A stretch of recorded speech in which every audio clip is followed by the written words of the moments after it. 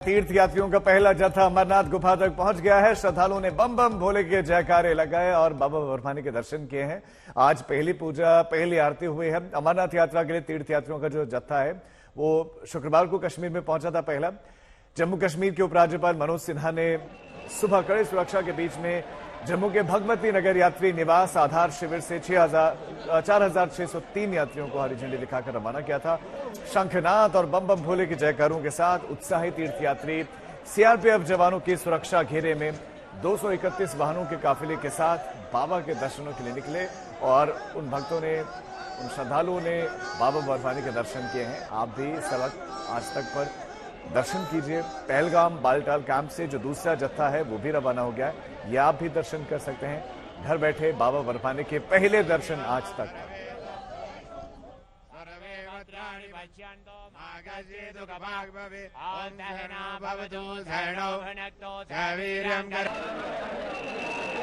तो बाबा बर्फानी के आप भी दर्शन कीजिए, लेकिन यहां तक पहुंचना आसान नहीं होता।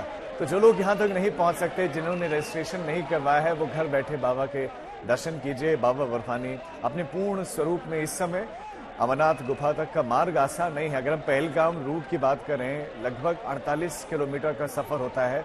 खड़ी चढ़ाई, पहाड़ी हिस्सा, जबरदस्त ठंड, बदलता हुआ मौसम, कई तरह की चुनौतियों से यहां तक पहुंचा जाता है। अब बालटाल से इस वक्त हमारे संवाददाता अशरफ वानी हमारे साथ जुड़ गए। अशरफ, बहुत मुश्किल होता है सफर, लेकिन श्रद्धालुओं का जोश बहुत हाई रहता है। तो आप अभी की तस्वीरें बताएं, अभी की स्थिति बताएं, कैसे यात्रा आगे बढ़ रही है और जो पहला जत्था था जिन्होंने दर्शन कर लिए, उनका एक्सपीरियंस कैसा रहा?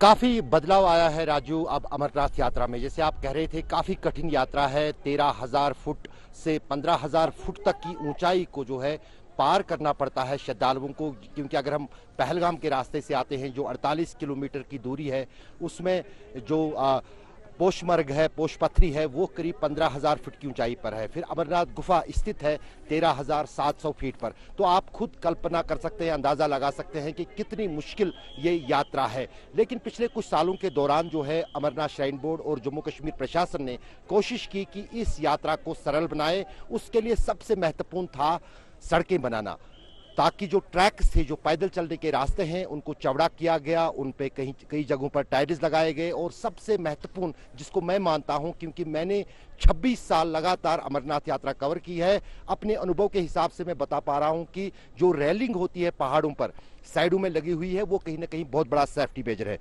मेरे साथ पंडित अर्पितानंद जी हैं, काफी सालों से यात्रा से जुड़े हैं।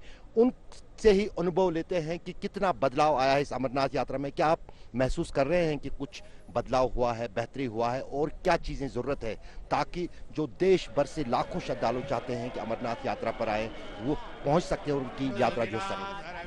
इस बार यात्रा में काफी ज्यादा काम हुआ है। रास्ते को काफी चौड़ा करके बहुत अच्छा सरल बनाया गया, जिससे कि यात्रियों को समस्या ना आए। मैं अभी पीछे दर्शन करके आया हूँ। रास्ते को चौड़ा किया गया। काली माता के पास बहुत टिपिकल चढ़ाई हुआ करती थी, उसको भी काट के बहुत चौड़ा रूट बनाया है। और प्रशासन की तरफ से, श्राइन बोर्ड की तरफ से ये इस बार कोशिश की गई है कि 4x4 एम्बुलेंस इमरजेंसी केस में गुफा तक पहुंचाया जा सके। खासतौर से अब की बार अमरनाथ यात्रा में पिछले 2-3 साल से पहल चल रही थी कि इसको पॉलीथीन फ्री और पोल्यूशन फ्री बनाए। एक मैडम है यहाँ पर, अपना नाम बताएंगी और आरडीडी डिपार्टमेंट से जुड़ी हैं। आप किस तरह की सेवाएं देती हैं श्रद्धालुओं को?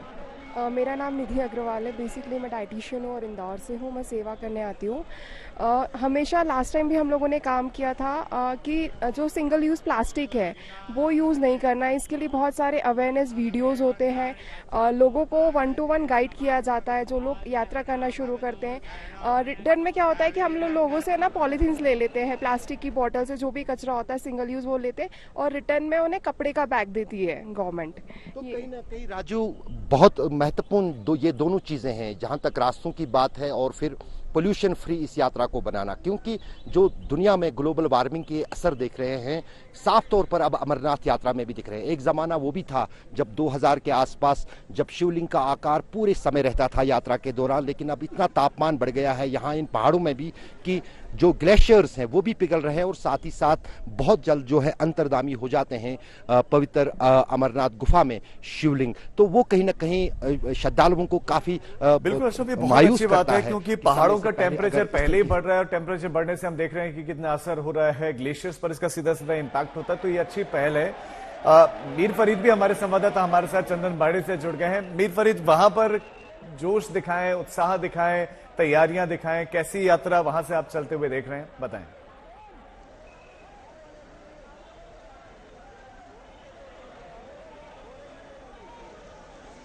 मीर फरीद, आवाज मिल रही है आपको मेरी? जी बिल्कुल, आपने पहले ही कहा कि जो पहलगाम का रास्ता है सबसे लंबा है, तकरीबन 34 से 36 किलोमीटर। जी बिल्कुल, आपकी आवाज आ रही है, आपको मेरी आवाज सुनाई दे रही है? जी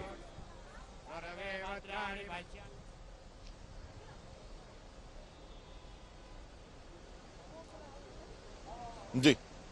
तो जो ये रास्ता है काफी ज्यादा मुश्किल है और हर साल जो है अलग अलग तरीके से जो श्रद्धालु हैं उनको कठिनाइयां होती थी। कई लोग जो हैं जो शूटिंग स्टोन से उससे जख्मी होते थे। तो हर साल कोशिश ये है कि ट्रैक को बेहतर बनाया जाए। इस वक्त हम चंदनवाड़ी के पास हैं और मैं तारिक को कहूंगा, हमने जो सुविधाओं की बात की, लेकिन सबसे बड़ी चीज जो अमरनाथ यात्रा के आसपास होती है वो है जो आतंकवादी गतिविधि है, उसका खतरा है। और रियासी अटैक के बाद जो है काफी ज्यादा जो है खतरे के बादल मंडरा रहे थे। लेकिन सुरक्षा की बात करें, हम पूरा जो है जहां से पैदल यात्रा शुरू होती है वहां से घूम के आए हैं। तो सारी एजेंसी जो है मिलके एक बहुत बड़ा जो है सुरक्षा की व्यवस्था करने की कोशिश कर रहे हैं, क्योंकि न सिर्फ जो बेस कैंप्स के आसपास बल्कि जो 250 से 300 किलोमीटर का रास्ता है, चप्पे चप्पे पे आपको सुरक्षा देनी है। तो आप समझ सकते हैं कि कितना बड़ा एफर्ट जो है सुरक्षा एजेंसीज को करना पड़ेगा, लेकिन मिलके कर रहे हैं। हम वहां पे आए तो लेटेस्ट एंटी